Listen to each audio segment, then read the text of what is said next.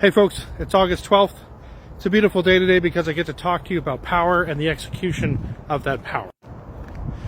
So let's get a little context here. On August 1st, the membership voted to reject the contract offer from Canada Post. This was their final offer apparently, and it was also ordered by the government to do so. So you guys got together, you voted, and you rejected the federal government's demand that you accept this contract offer. And that's power. And that's the execution of power. Did it come from my office? No. It didn't come from my office. It came from the national office. No, it did not. It came from you guys. Although the minister has issued a letter stating that she thinks now is the time to negotiate and that Canada Post should be participating in it, they have not. In the last 11 days, Canada Post has not been at the table at all. They have not indicated when they will return to the table. They've basically taken their ball and gone home. So make no mistake, this isn't escalation by Canada Post. This is pushing us to see what we're going to do. The disrespect that they're showing you right now is monumental. Like, you guys just voted again to support your negotiators, and they're not going to meet with them. This is an insane level of disrespect. So right now, the company doesn't appear to have much in the way of power, and I think that's why they've stepped away from the table. All of their plans have not worked out. The government is not interfering in the level that they want because it would be illegal. The government has tried various different methods and it hasn't worked out for them. So the company is kind of powerless at the moment. But in October, there's going to be a postal mandate review. This will be a review of the Canada Post Corporation Act. And I'm not sure how this is going to go. Their intentions are pretty clear. The postal review is 3 years late. You know, the 3 years that Canada Post has been inappropriately spending their money, but now it's here just in time for our negotiations. The Kaplan report isn't worth the paper it's printed on, which is why it's been ineffective. And the government has been ineffective in forcing us to accept any contract. So they don't really have any power. But in October, like I said, there's going to be this postal mandate review.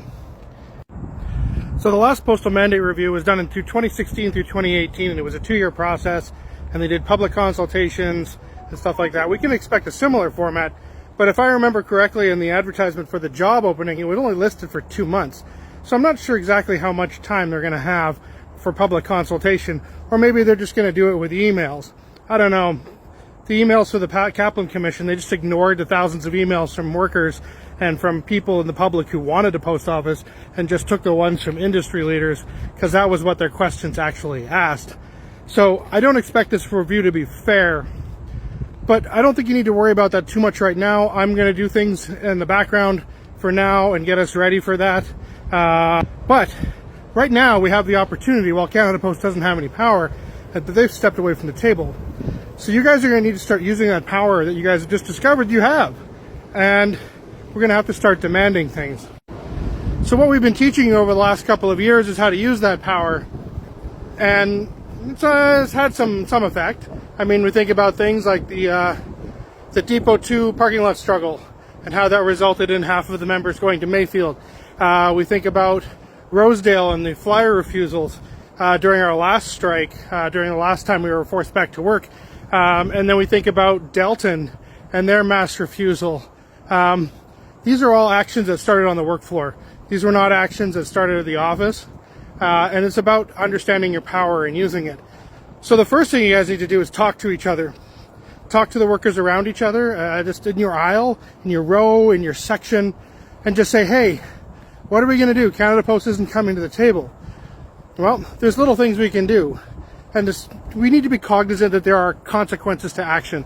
So the office will be here to help you. We'll be here to defend you. We'll be here to do whatever we can.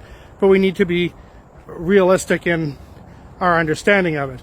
Strong action, not well organized, can result in mass suspensions. So we can start with small things. Like every conversation you have with your supervisor could start with, hey, why are you guys being so disrespectful and not coming to the table? So it'll be interesting to see what you guys come up with different options. going forward. But these are steps you need to take.